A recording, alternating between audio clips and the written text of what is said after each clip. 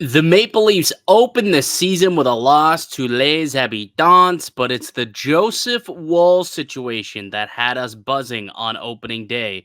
Let's break down the loss and get into the latest on Joe Woll. You're listening to the Locked On Leafs podcast, part of the Locked On Podcast Network. It's your team every day.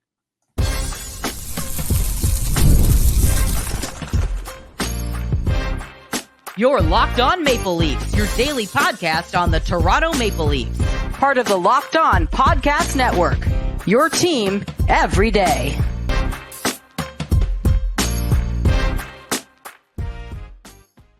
Hello and welcome into the Locked On Leafs podcast, a daily Maple Leaf centric podcast hosted by myself, Mike Distefano, and my co-host, Dave Morassutti.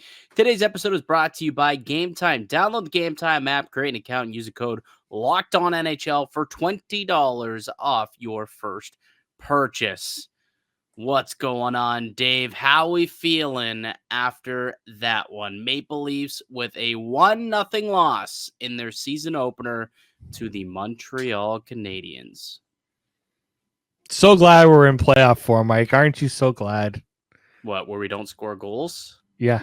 That's what we're referring to? Outplay the opposition, don't score any goals, and everyone... It is a familiar feeling. Like it's a very familiar feeling, is it not? Oh yeah, 1,000%.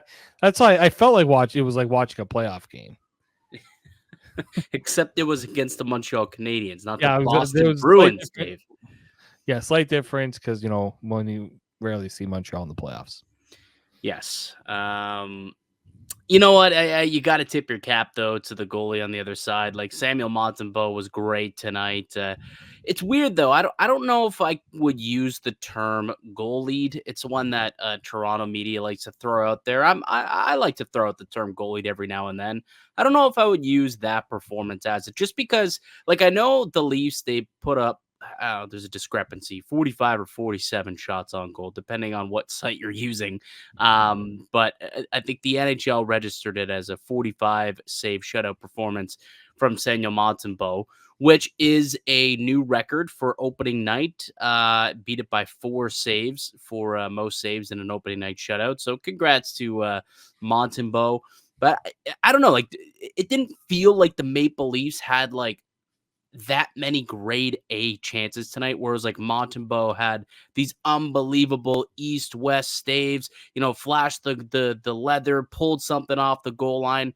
Didn't feel like, I mean, there was a couple of posts, obviously, where he got lucky. The Maple Leafs hit a few posts throughout the night, but it didn't feel like the Leafs got, like crazy robbed on a lot of chances. No, the only time they did was when the post did it. In my opinion, Right. That was really it. And maybe the one play that Jake McCabe just missed, right? It didn't feel like that because the Leafs made it kind of easy on Montembeault. It was one of those, they had a lot of shots, they had a lot of chances, but the Canadiens gave them the outside. They gave them the point. They just took away the middle of the ice, which is why I said this felt like a playoff game, because it's exactly what we've come to expect. When the other teams plug the middle, the Leafs just don't force it, right? Sometimes they do, but it doesn't work, but not in the way that they should. And that was a frustrating part of this, is that, you see the shots, you see how many saves, and it's like, it didn't feel like that. It didn't feel like that at all. And so, yeah, even Craig Berube said it after the game. Like, he didn't want to use the word too cute, but it had a very eerie feeling to, like, early in the preseason where, they were getting chances and stuff, but they weren't doing, I think, what Berube was hoping they would do, and that is crash the middle, crash the net. You didn't really see that tonight. Yeah, I'm taking a look right now. According to Natural Stat Trick, the Maple Leafs average shot distance was 45 feet from the net, and you look at the heat map. It's pretty much green everywhere. So like, they were just shooting from all over the place, but it's literally littered through the entire offensive zone. So, the Maple Leafs, yeah, they got a lot of shots on net, but I didn't feel like they really had many quality chances, despite having apparently an expected goals of like 5.2, which I was quite surprised to see it be that high. But, a couple of things that I take away from this game. Where was Austin Matthews for most of this one? I thought we were going to see a big time performance. This is Mr. Opening night. We all know about the 4-goal performance in his first ever game against the Senators. Last year against this exact same team, he put up a hat trick on opening night against Montreal Canadiens. Didn't really do a whole lot tonight, I didn't think. I thought he was quite quiet outside of a couple of shifts here and there. Yeah, I look at him specific. You look at why they couldn't score. The guys you expect to score, they weren't leading the charge in a lot. Like I felt like he was deferring a bit. He wasn't getting to the scoring areas that you would expect. Now it did get a little better to be as the game went along, but that's the part there that's frustrating, is that he's got to come out and kind of set the tone. And he didn't do that tonight. And unfortunately, it's tough. Yes, other players should be able to step up for sure, but you need Austin Matthews to come out and be like, this is, we're not going to let Sam Montembeault keep us off the score sheet tonight. Yeah. And look, yeah, he had chances as later as the game going on, but yeah, I felt like a huge missed opportunity to not set the tone earlier in this game. And that was the first time in 227 games that the Maple Leafs have been shut out. The first time that a team has blanked him in 227 games. I believe that was dated back to November 20th, 2021. Yeah. So quite a long ways away, almost 3 full years away from, the last time the Maple Leafs put up a donut. But Sam Montembeault and the Montreal Canadiens, they did it tonight against the Buds. Let's get to the good, the bad, the ugly right away here, Dave, because we got a lot to get into. We got to get into Joseph Woll, obviously. That's a big time story.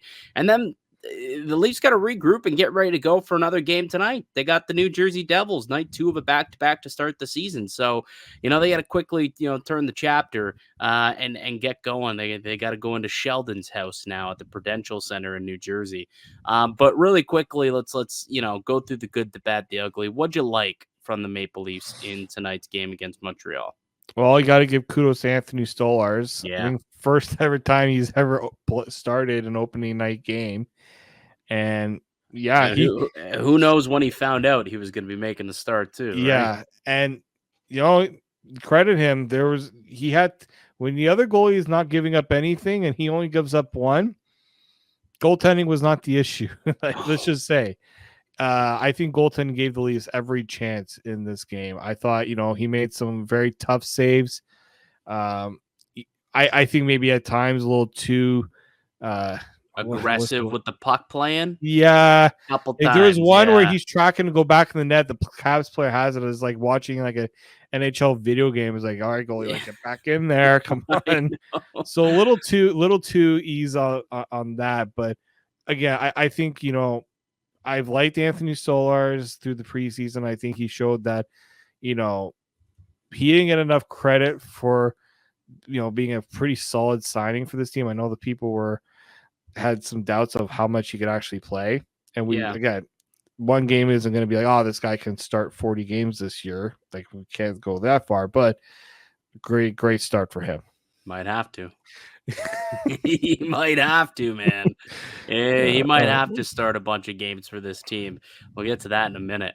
But yeah, man, obviously Anthony Stolarz is really impressive. Only gave up 1 goal, stopped 27 to 28 shots, had a 1.73 goal saved above expected tonight.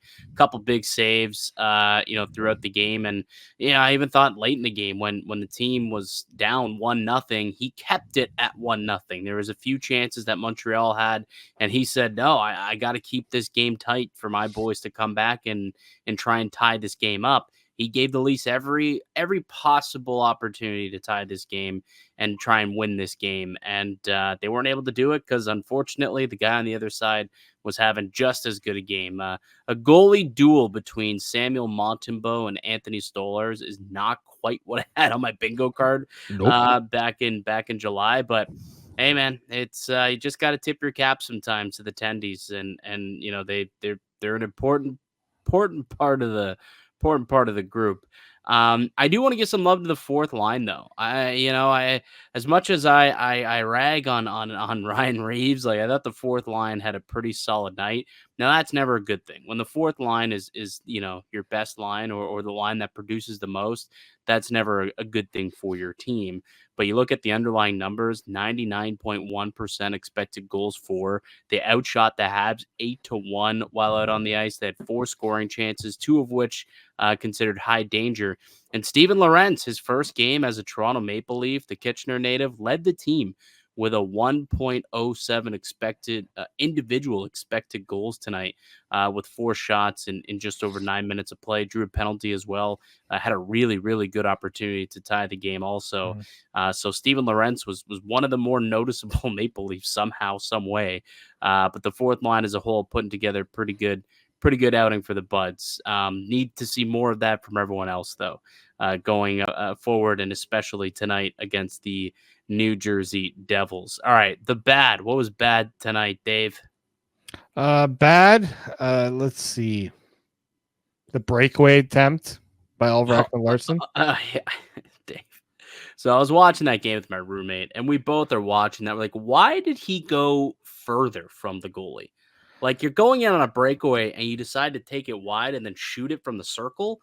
You're what are you doing? Like, what the hell? And it's not like we had OEL doesn't have yeah. any offensive instincts either. Like, I don't know what the hell that was all about. I'm pretty sure he's taken penalty shots in his career. I'm pretty sure when he was with Vancouver, he took. The only thing I thought about, did he think that player was trailing behind him to get a 2-on-1? Maybe. Look, I'm trying to figure it out because I couldn't think of it myself. Because but that I was didn't the most even bizarre like thing if I you ever watch saw. if you watch the replay, it doesn't look like he took a peek to see what was behind him. So no, I don't know why it wasn't go to the net. At worst, you get a half. Like it looks better on him if he goes to the net and tries to deke and he stops, rather than let me go to the face-off dot and shoot it right at the goalie. Right at the goaltender. Yeah. A very unideal situation. That was bad. That was actually going to be my ugly, because I didn't think there was a lot of ugly tonight. So I was like, I got one ugly that. Okay, sure. I'm delighted to hear what that ugly could be. But we were texting about Matthews in the first period. I know we talked about it a little bit, but I thought that the first period, I didn't like his game at all. I thought he was very unengaged. On the power play, it seemed like he was he just a passenger? Not even. Like, he just seemed like he was watching the power play out there do their thing. And then all of a sudden, Willie decides to rip a puck cross ice, expecting for Matthews to get a quick shot off from his spot. That's your spot. That's where you shoot from. And it looked like it surprised him. He didn't know that he was playing. Like, he was in a daze or something. He was like, oh, God. And ends up fumbling the puck and doesn't get a shot off. It's like, Austin, what's going on, buddy? Like, what are we doing here? I didn't like his first period at all. He settled in. He ended up getting some decent chances and had a really good opportunity in the dying seconds to tie it. But the first period, I'm like, dude, not an ideal way to start off your captaincy. No, not a great night for him. Again, I felt like he needed to lead a little bit more and lead the charge a bit. It just didn't have it. No. Didn't have it, and it's kind of inexcusable not to have it on a night like tonight, isn't it? Yeah, I'd love to hear. I haven't yet seen quotes or anything like that from post game, but I'd like to hear his thoughts, or at least listen back to his post game to kind of get his thoughts on how he thought he was and how he thought the team played. I would like to see it. I don't know if you've seen anything come out I've seen yet. a little bit. Just it didn't seem like a massive panic or like putting. No, because the team played well. It's not like the team got blown out and they sucked. It was just like, a bit of a slow start, and then they took control of the game. But ultimately, they lost. the goalie on the other side played really well. That's all. It's going to happen from time to time. Seems to happen a lot more often to the Maple Leafs. Like I saw the Leafs, the deserve to win-o-meter 69.8%. 69.8%. Not bad. What was the ugly for you? Curious. The power play. Oh, yeah. What in the world was that power play tonight? I understand the Habs got their chance. That in my opinion was what kept the Leafs from really winning this game. Like there was nothing good I could say about that power play tonight. Nothing. It really wasn't all that great. How many shots did they end up getting off on the power play? 2, 3, 4, 5, 6, 7. Surprised they. Oh no, that's Montreal's power play. That's why I'm like surprised they got that many off. What the hell? I didn't think they got that many shots off. That's because that was Montreal's power play. Yeah, they end up with 4 shots on goal on the power play. 1 by Matthews, 1 by Pacioretty, 2 by Morgan Riley. So nothing, man. Like they didn't get anything going. Matthews on the power play, 0.09 individual expected goals. Nothing. Not good enough. Not good enough. And look, the power play, man, again, we talk about it was very, eerily similar to what we saw before. Felt very familiar, and a struggling power play has a familiar feel to this Maple Leafs team. So hopefully tonight maybe they can wake up so that they can put up some numbers against their former coach, Sheldon Keefe. And I think there'd be some motivation there. So why don't we take a break? We'll come back. Let's quickly tee up tonight's game, and then we got to get into this Joseph Woll situation because, man, oh, man, that was a red flag and a panic alarm this morning. So we'll get into all that and more coming up on the Locked On Leafs podcast, part of the Locked On Podcast Network. It's your team every day. Today's episode is brought to you by FanDuel. Hey, NHL fans, you could start the season with a big return on FanDuel. It's America's #1 sportsbook. So when you get a hunch in the middle of a game, you could check out the latest stats, view live play-by-play, and so much more on the same page where you place your bets. And when you place your first $5 bet, you'll get started with $200 in bonus bets guaranteed. Tonight, Leafs, Devils, you can place a $5 wager, get yourself $200 in bonus bets guaranteed. You can do that all on FanDuel.com. FanDuel, the official sportsbook of the Locked On Network.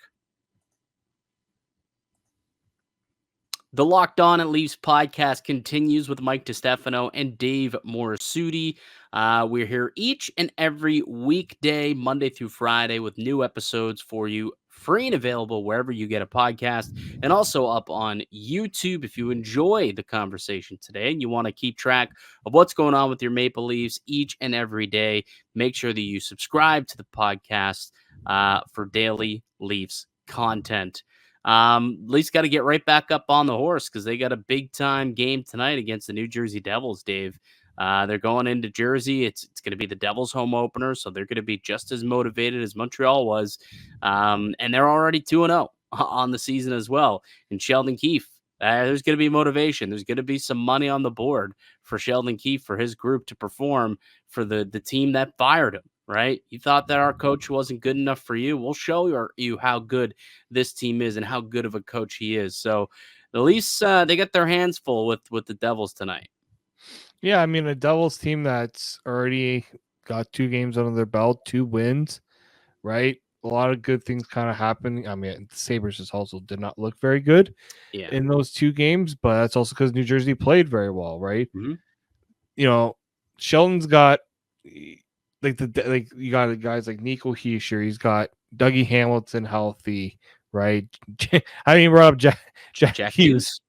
You think Jack Hughes will play a little bit of a part in that too, right? So a little bit. Jesper Bratt, Timo Meier. They brought in Brett Pesce on the blue line. There's a lot of good out there. It's a good Sheldon Keefe finally got Brett Pesce on his team. I mean, Jacob Markstrom, their biggest offseason acquisition. They finally got a guy between the pipes. You could argue it's the best goalie that Sheldon Keefe has ever had.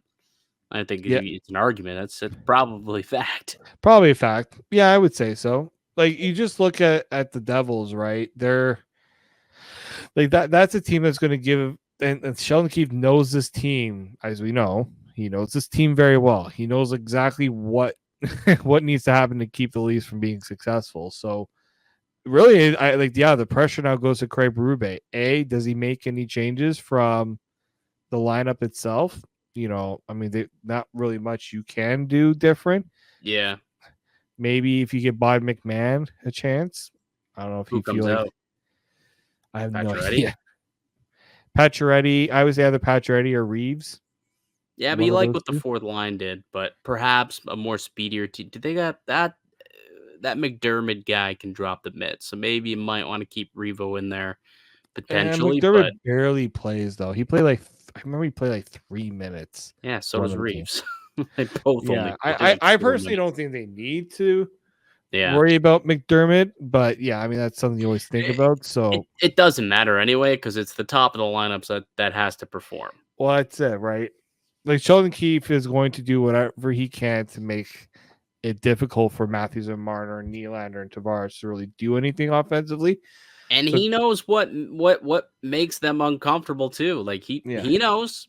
He knows what they were unable to do for him, what he tried to get them to do, and what they were unable to accomplish. So he knows how, you know, he knows how he was shut down. I'm pretty sure he'll have a pretty good idea of how to shut things down when it comes to the Maple Leafs. yeah, and again, and also maybe the Leafs also can figure out ways to, do the same to Sheldon. It'll be tough, Mhm. right? But I think that it's going to be a good battle. But yeah, like if you have troubles with Sam Montembeault, Jacob Markstrom's not going to be a walk in the park. No, and doubt we see Stolarz start a second game here in a row. Berube said they're going Probably. to talk about it, but I don't see the reason why you need to do that, especially you got another game on Saturday. Yeah. Don't risk it this early in the season. Dennis Hildeby showed in the preseason you can put him in an NHL game. Well, do you maybe hold off and play Hildeby against the worst Penguins team instead? Like, I just think on the back-to-back, it makes more sense. You get Stolarz nice and fresh for the worst Penguins team, so you give your best chance.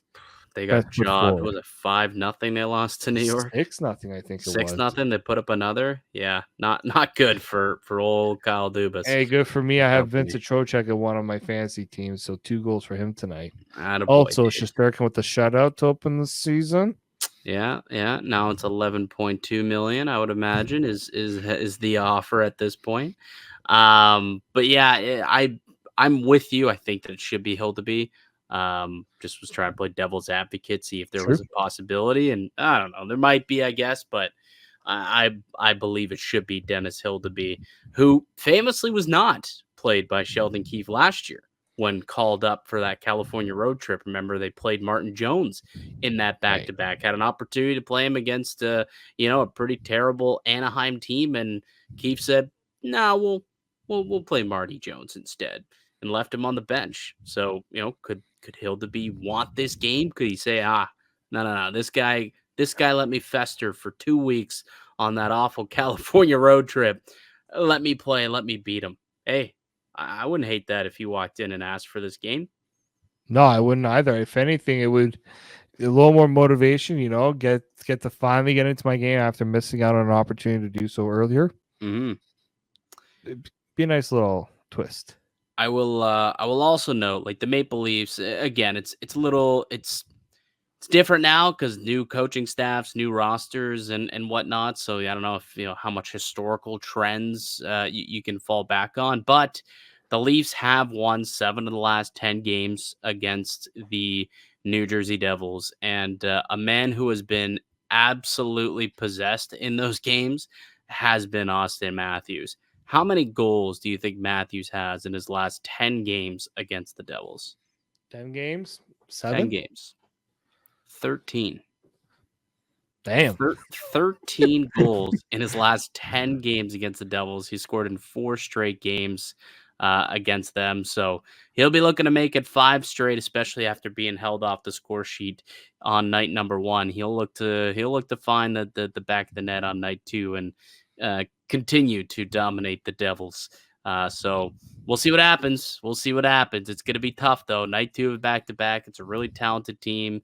They haven't played since, Saturday? Now, they are coming home from Prague. And famously, it's taken teams a couple of weeks to get back into a routine when they come back from those European games. So perhaps they could be out of rhythm a little bit just because of being taken out of routine like that, jet lag, whatever it may be. So, if you're the Maple Leafs, get after it early, right? Get after it early. Score a goal in the first few minutes, silence the crowd, silence the Prudential Center, and then kind of go from there. Then take it one shift, one period at a time after that. That would be, I'm sure, what Berube should be telling the fellas tomorrow pregame.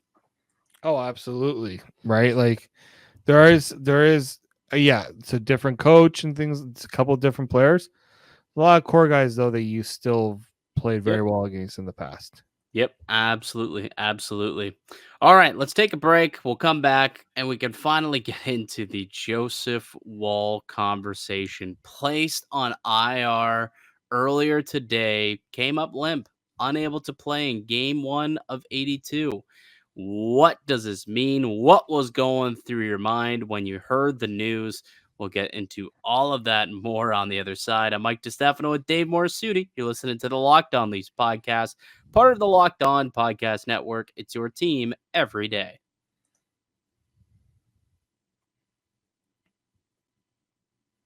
Today's episode is brought to you by Gametime. Gametime has a new feature called Gametime Picks that makes getting tickets to your favorite live events even easier. Gametime Picks filters out the fluff to show you only incredible deals on great seats so you don't have to waste time searching through thousands of tickets. Gametime Picks curates and makes it easier for you to save more on sports, concerts, comedy, theater events, etc. They've got all-in pricing. They've got great seat views where you get a panoramic view of your seat in the app before you even buy your tickets. And they've got the lowest price guarantee, or Gametime will credit you 110% of the difference. Take the guesswork out of buying tickets with Gametime. Download the Gametime app, create an account, use the code LOCKEDONNHL for $20 off your first purchase. Looking to go to the Leafs Pens home opener? Download Gametime, create an account, use the code LOCKEDONNHL, get $20 off. Download Gametime today. What time is it? Game time.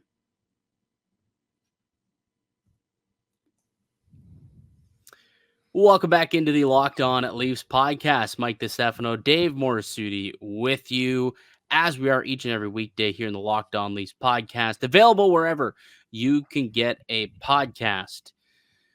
The obvious elephant in the room, Dave, from tonight was Joseph Woll. And we talked about it yesterday on the show. I was optimistic that Woll would stay healthy this year, play more than 41 and a half games. Egg on my face. This is the last time that I ever show optimism when it comes to the Toronto Maple Leafs.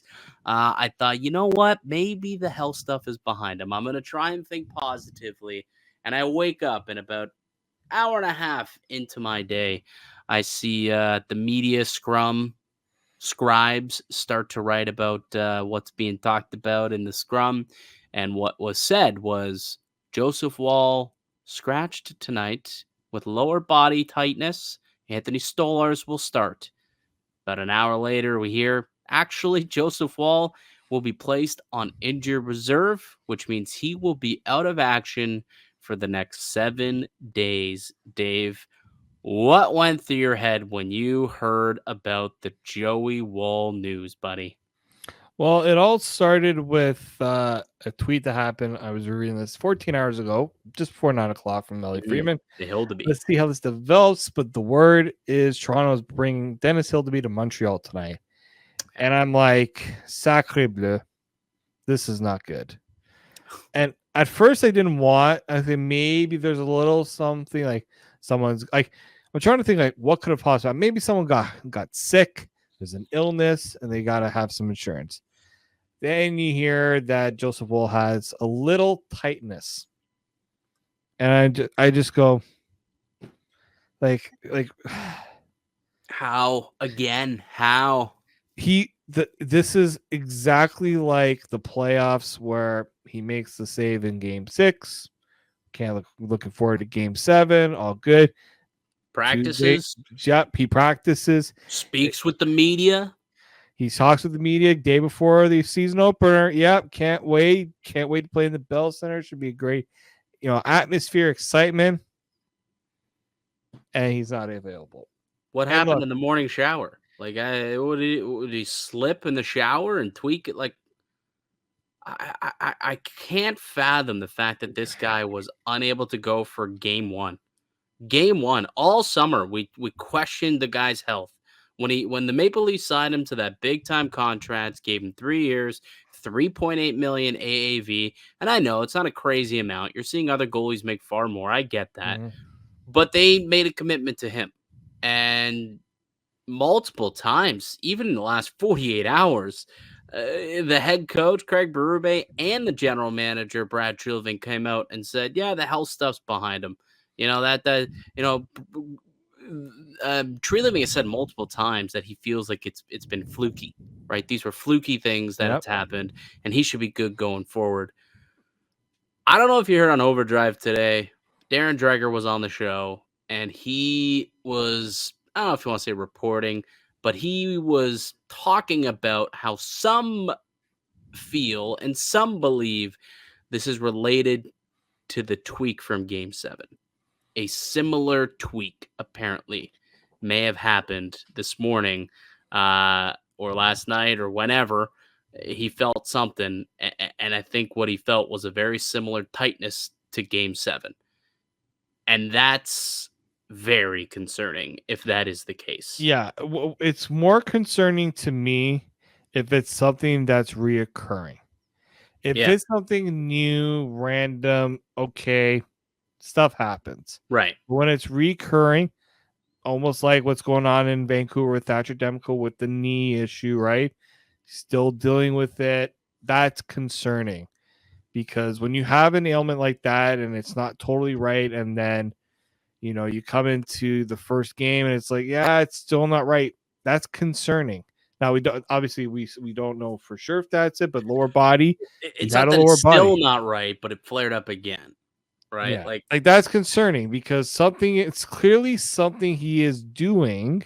If that is the case, something he's doing is leading to that. And the whole point of this whole offseason, as Brad Treliving said, at the end of the season, we are going to figure out what exactly it is and see what can be done to change that. Well, if it's the same thing that's popped up again, someone's got to get on that and be like, okay, Joe, you can't, this is leading to this. You can't do this. Well, he played Saturday, right? So what was his routine? What did he do between today or Saturday and today? Right? Yeah. He was at practice on Tuesday. Like he was in the starter's net. He legitimately was ready Tuesday. to go. All Berube said was, I haven't named the starter, but everyone assumed it was Joseph Woll because he was in net the entire time. And he spoke to the media and didn't say anything. I asked a stupid question by Steve Simmons about the Dallas Stars. I remember seeing that clip. That too, yes. That also.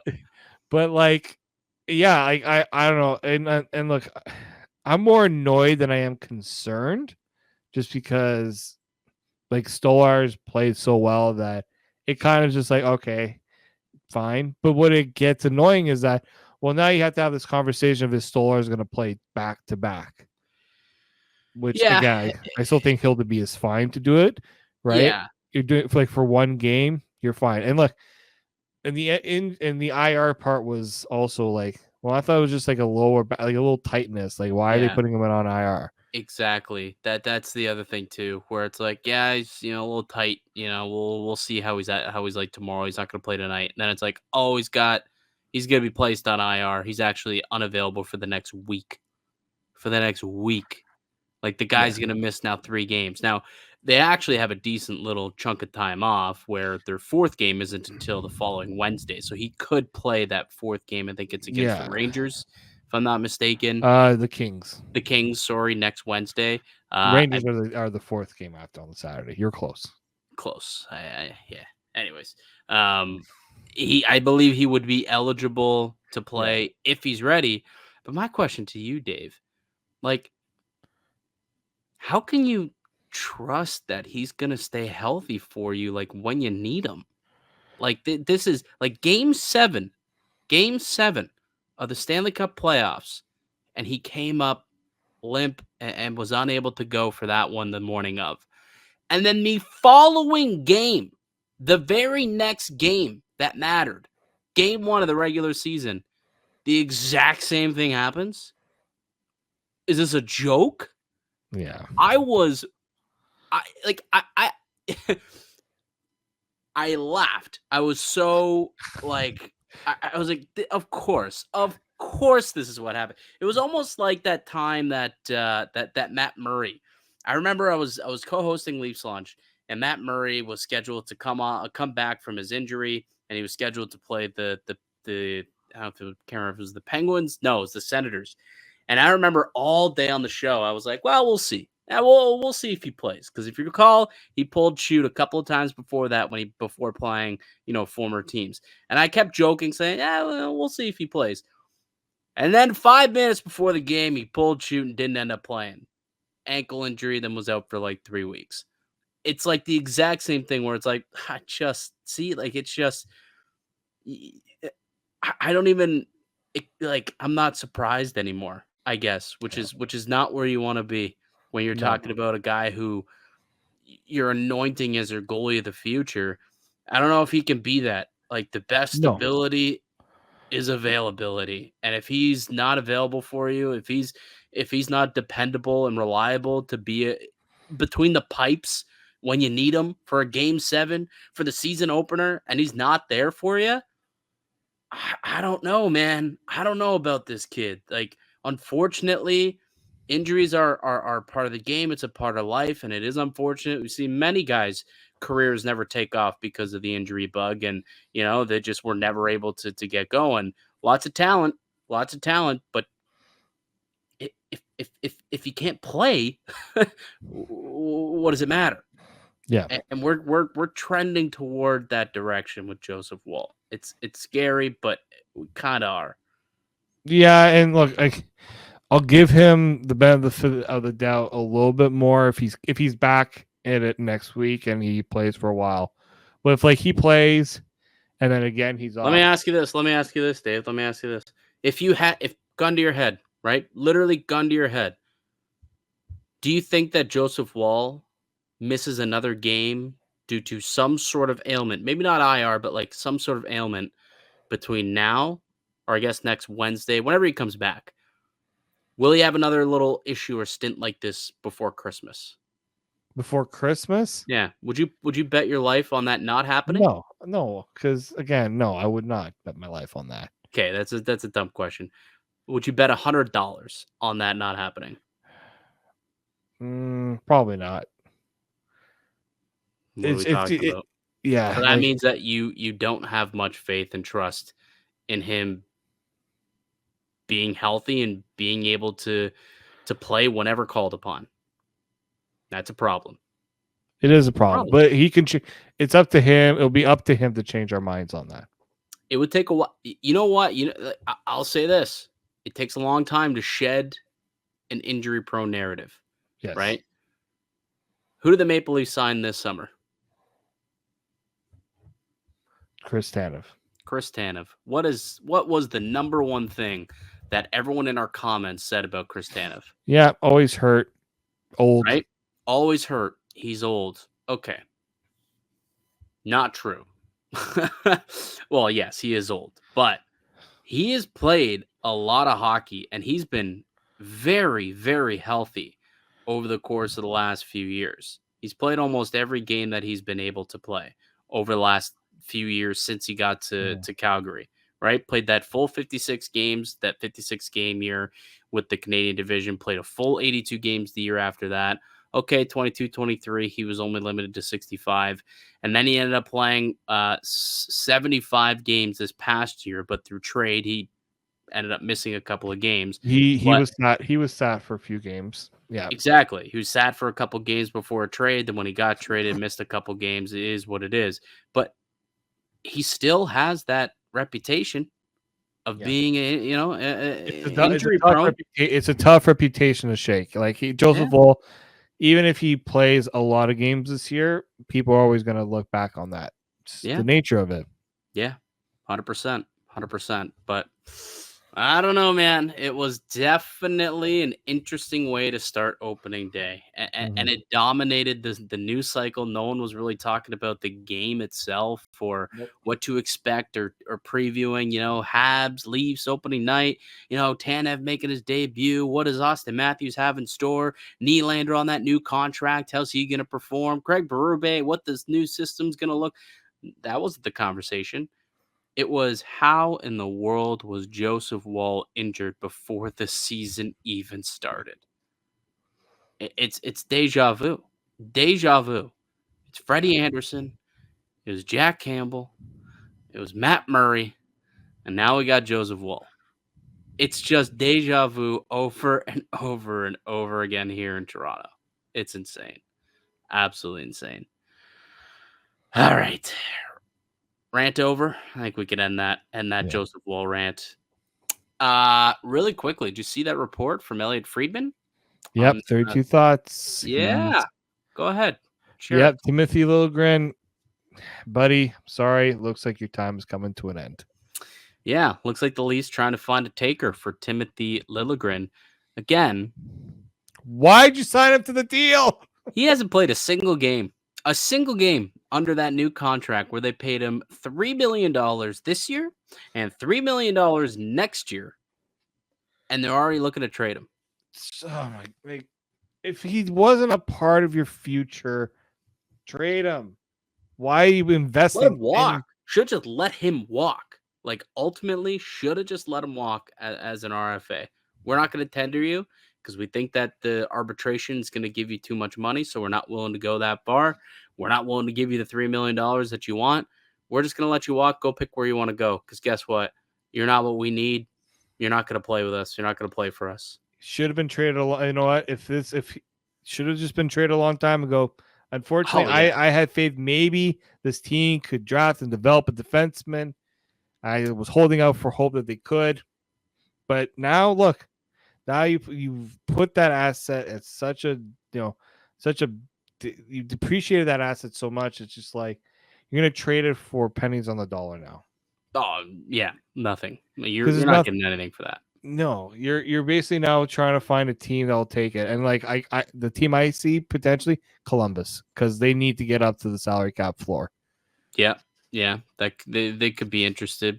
They could be interested, but they'll say, "Yeah, why don't you toss in this, or why don't you toss in an extra pick, or throw in a Topi Niemela or something like that, and on top of that deal." Because again, it's not just this year; it's this year and next year. I don't get it, man. A couple of question marks, I guess we could say. Not the best of opening nights in Leafland. Lots of things that made you kind of scratch your head, but that's okay because they get right back at it. New Jersey Devils tonight, a chance to bury Sheldon Keefe and his group, and that'll make people in Leafland feel way better. If Craig Berube goes out and shows Sheldon Keefe who his daddy is, people will forget. Tomorrow will be a joyous day in Leafland. Yeah, the Leafs need a win.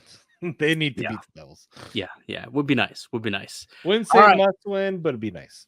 Would be nice. All right, that's going to do it for us here today in the podcast. I'd like to thank you all for listening and supporting the show. You can subscribe on to the Locked On Leafs podcast on all podcast platforms and receive daily Leafs content. Follow myself on X at Mickey_Canuck. Follow Dave at D_Morassutti and follow the show as well at Locked On Leafs. We'll be back with another episode for you guys tomorrow to break down Leafs and Devils. Enjoy the game. Go Leafs, go. Until then, keep it locked right here on Locked On Leafs.